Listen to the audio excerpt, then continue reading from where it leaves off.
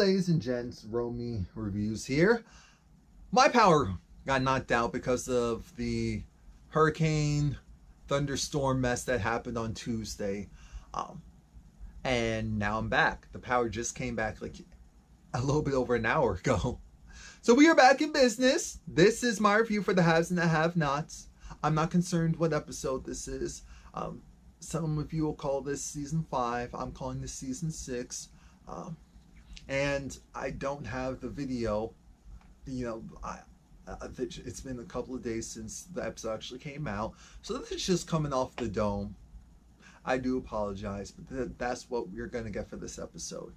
So we're gonna start this off with Candice being concerned that, oh no, why isn't Oscar waking up? So she goes and walks to the bathroom. I said, Candice, walking to, really? Okay. Walks to the bathroom, gets a bucket, fills it with some water, splashes it on his face. It doesn't do anything. So she calls the front desk, and Rocky's, I guess we'll call subordinate, underling, he goes and picks up. Now remember, this is the guy who's actually pulled over by Justin last week, and he got out of jail. We're trying to figure out, how did he do that? Why was he released? Anyway, so he gets upstairs and he needs to know, what type of alcohol did you give him? And she said she doesn't know. She thinks maybe rum. It's like, are you sure? Why does it matter? Because I need to make sure I give him the correct thing. And I'm thinking, look, he just needs something. Just shoot him up with something. So shot him up with one thing. He goes and throws up. I said, oh. And then he goes and hits him with adrenaline, and now he's awake. Now this guy, he's definitely one of those people who are like, oh, you can tell he's feeling himself. He thinks highly of himself. There's nothing wrong with that. The only problem, I guess, with that is the fact that Candice isn't like that. Candice is the boss. Candice is numero uno. So anyone else that tries to act a little brazy, act a little saucy, she's not going to like it. But it doesn't matter because he just helped her. And so then he goes back downstairs and she tells him to get out. And when I say him, I mean Oscar. Because now that I saved you, now that I drugged you and had someone save you, now it's time for you to go. The crazy part is Oscar, he's so discombobulated. He's like, are we at the Radisson? No. The Artesian? Yes. It's like, Candice, what did you do? And he can't really move that much. I'm thinking, you better get it together soon. You better get it together soon, fast, and in a hurry. Why? Because it's only a matter of time. Only a matter of time before Candice does something. So she goes, throws his stuff out. He's like, Candice, I'm going to get you. And I'm thinking, dude, you might want to go and just put on your clothes. I know you're discombobulated and you don't realize this, but you're just wearing your underwear right now. That's going to look a little funny in this highfalutin hotel. So Candice, she's happy. She's happy. She got what she wanted. She checked. Everything is still there. Life is great. And what happens next? Yeah, like I said, the order of this is going to be really wacky and messed up. I guess we can talk about the fact that Hannah talked to Melissa. So Hannah talked to Melissa, and essentially Hannah, she's actually going back to work for Catherine. And Hannah just gave Melissa a pep talk because Melissa was just like, you don't understand.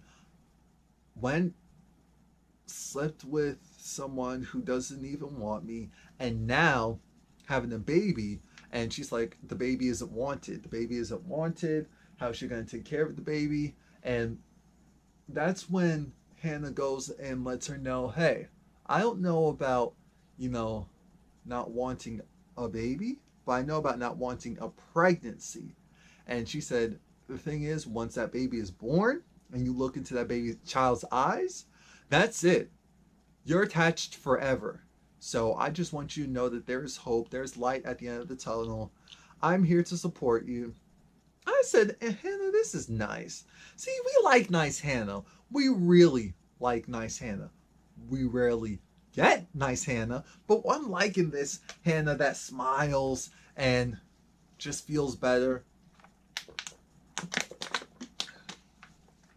So that's cool. And then Hannah has to go to work. I guess I can fill that thing in. Hannah goes to work, and Catherine, of course, Catherine's downplaying it, like, oh, so how did things go? As if she didn't already know. And it was like, it was nice, and we had fun, and it may even happen again. Catherine's soaking it all up, thinking, yes, I did that. I sure did that. But oh yes, and what else, Hannah? Oh yes, I did that. Yes, I sure did that. And what else, Hannah? And you know what? I guess we can give Catherine a pat on the back. You did good, Catherine. You did good. At least with this, because the whole white thing and everything else has been a mess. And Catherine has to let Hannah know that Jim's back. And I said, wait a minute. So Jim's back? What about Jim was just there for the night?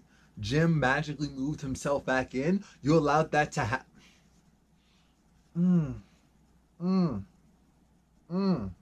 Okay. Okay. I'm not gonna get mad. I'm not. There are bigger fish to fry.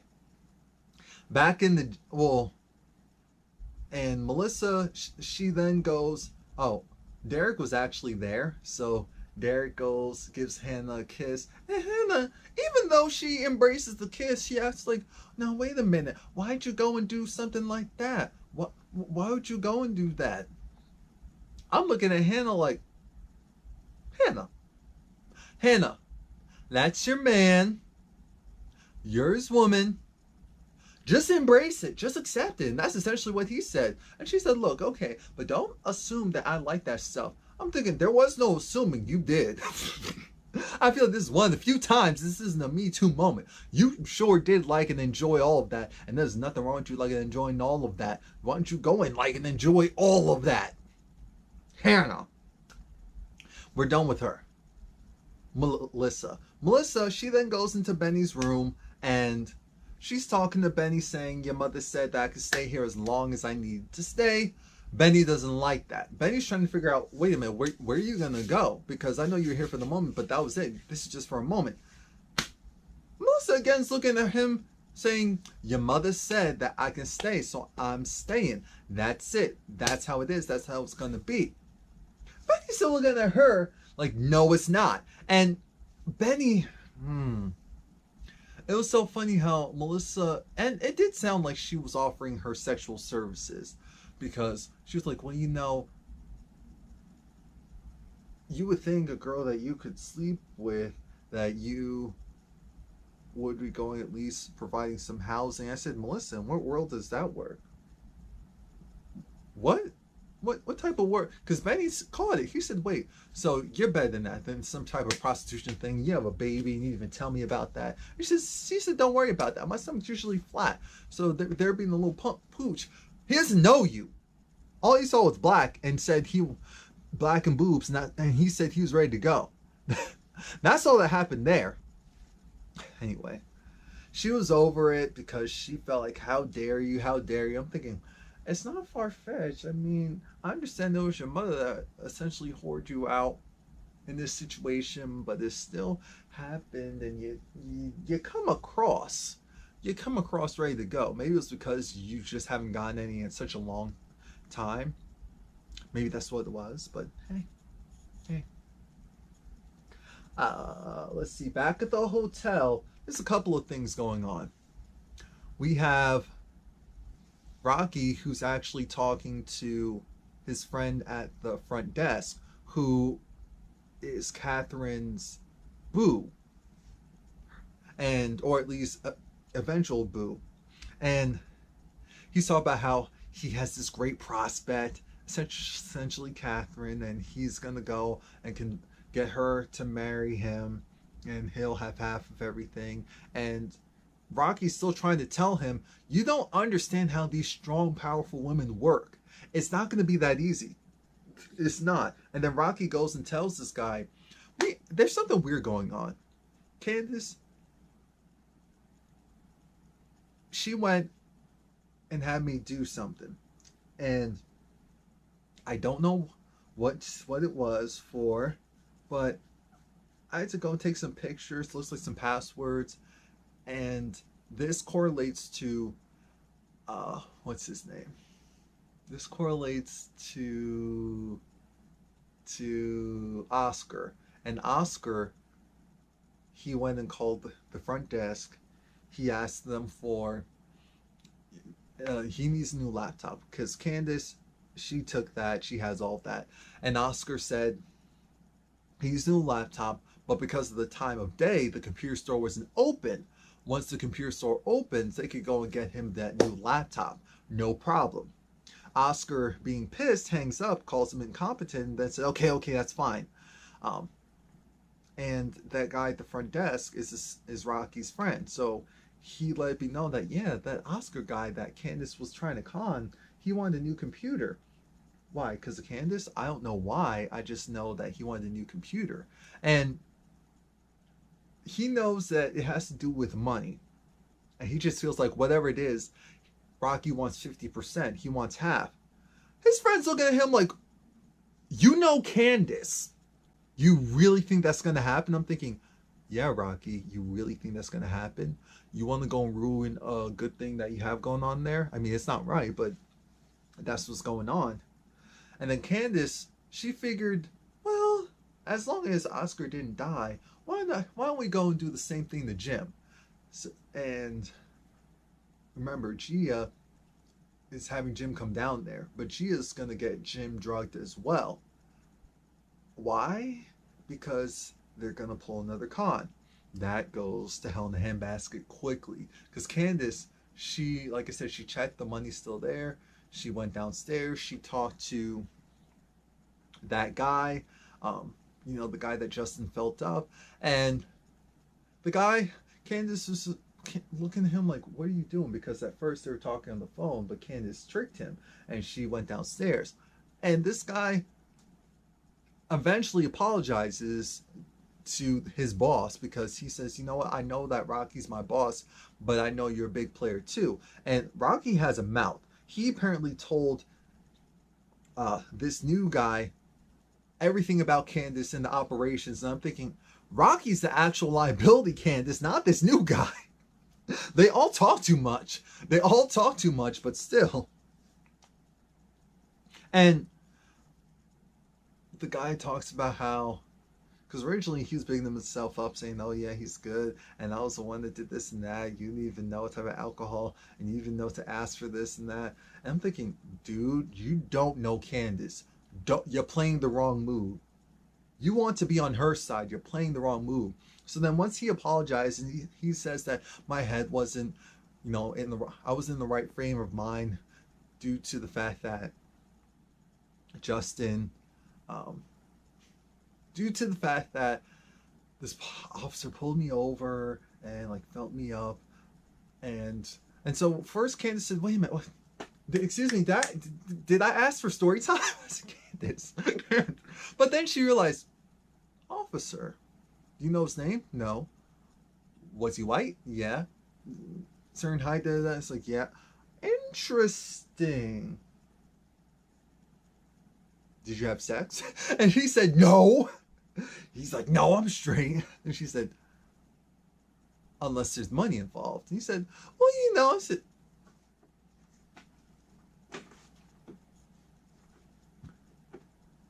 dude, that's not straight. That's curved. That's curved. That's arched. Oh gosh. Okay. Let's get it together. But we're done with that for now. Actually, that segues into the jail scene. The jail scene, we'll get the useless scene out of the way. Ugh, because David and Erica essentially professed their love for each other. And I should say Erica, she slipped and said, I love you. And then she realized, okay, this is kind of going fast. And David didn't receive it the way that she thought he would receive it. And I cackled because I thought, Erica, you really tried and it didn't work out. I'm pleased with it not working out, but you really tried and it didn't work out. That's hilarious to me. Hilarious. And so that was essentially all of that, because David's gonna go, will go and help out Jeffrey. If Jeffrey could just hold on a little bit more. But he can't, because his mother comes to the jail and wants to make a deal. Because remember, Veronica went and tracked Melissa's phone because she's trying to figure out, wait a minute, where's Melissa? Melissa is at Benny's. And she called Benny and said, oh, so she's there? What? How could you allow that? Allow what? Melissa, I know she's there. What? Don't play dumb with me. I have my ways. You know what, Benjamin? You're dead to me. You're this, you're that. And Benny's just looking at the phone like, okay, cool. Okay, cool. Word. But then Veronica goes to jail to see Jeffrey, and she wants to make a deal. She finally wants to go and help her baby boy out. Or so Jeffrey dumb. In his infinite dum-dum things. She wants to bury Benny. She wants to bury Benny. Blame it all on Benny. Candice, no. The body, no. Because originally, you have to remember, the warrant was for Candice, not for Benny. So that whole thing isn't dropped. All that actually happened is they don't have any leads, but they can still open it and paint it towards Benny. They have physical evidence that they could tie back to Benny. If they have a confession from Jeffrey saying that it was actually Benny who did the killing and he was just there as a bystander and afraid for his life, Veronica can work with that. Jeffrey has a heart and says, why would I do that? Why would I go and do something like that? Veronica says, because you can stay here. You can do whatever you want in this jail. I'll leave you here. I have no problems. Veronica essentially just wants to exert her control over these men like she's been doing. The easiest target is her son. So she's going to use his weak-mindedness and get him to do it. And he actually agrees. After a bunch of no's, after saying that's wrong, he's innocent, well, do that to an innocent man. Because Veronica said, you know what? This just wants a black man. And you know what? He's poor, he's black, he's this and that. They wanted him anyway. He was going to end up here one way or the other. Or back in here again. Thinking, oh my God, Veronica. You have the skin, facial features, and genetics of a black woman. But all of the attitude and vibrato of a bigoted white woman, rich white woman. So, oh, you're trash. One of the last scenes is actually Gia. She meets up with Jim and she gets the double. The bartender said, oh, do you want the neat? She said, no, the double. Are you sure? Don't. Yes, I'm sure. So they go back upstairs, gives Jim the double, and then Gia calls Candice, and Candice is just like, got Candice to come over. She got $1,500, and Candice was pissed until she saw her account and said, wait a minute, all that 8.5 million. Okay, I don't need you anymore. What? I don't need you anymore. Go away.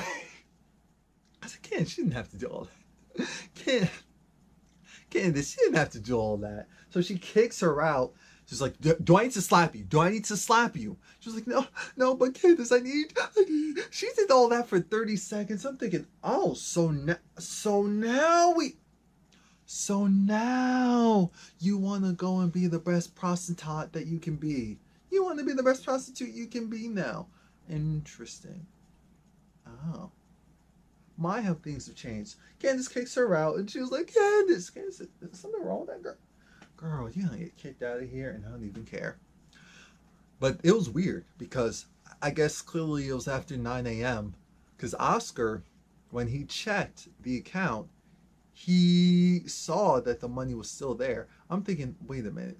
Did Candice is she tricking him, or did she not do something right? I was a little confused by that. But Gia, she went back to gym and she was crying because she said, I don't want to do this anymore.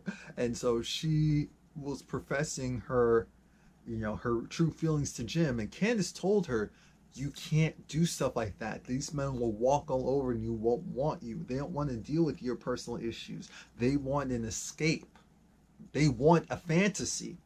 So Jim thought that, oh, she was just playing around. He could just go and fondle her. And she said, no, what are you doing? That doesn't make me feel good. So then Jim said, oh, I'm leaving. She said, what? Really? I'm thinking, yes. And he threw money at her. I said, Gia, baby, you weren't meant for this. You were not meant for this. Some people are. You weren't. I shouldn't be laughing, but I am. And then Jim talked to Oscar. Oscar said, I have the money. It's done. And Oscar wants his check, and he wants it now. Why? Because he's smart. He realizes Candice did something. He doesn't know what she did. So his greatest fear is this going south before he gets paid. I'm thinking, Oscar, this is going to blow up in your face. And the last thing is that Wyatt. So the Malone guy, because that's why he looked familiar. That's Mitch's cousin or brother, or whatever. He goes and finds Wyatt and gets him, because Wyatt, it looked like he was doing, what was it, heroin or something? I said, oh my God, Wyatt, really? And he was on the bathroom floor with all the stuff next to him. The Malone told him to get up and get his credit card. Wyatt goes, puts it in, can't get the money out, and now the Malone guy thinks that Wyatt's playing with him. So I said, oh my God, Wyatt, oh my, something's gonna happen, and I can't wait. So that's it. Please like, comment, subscribe. Come back next week.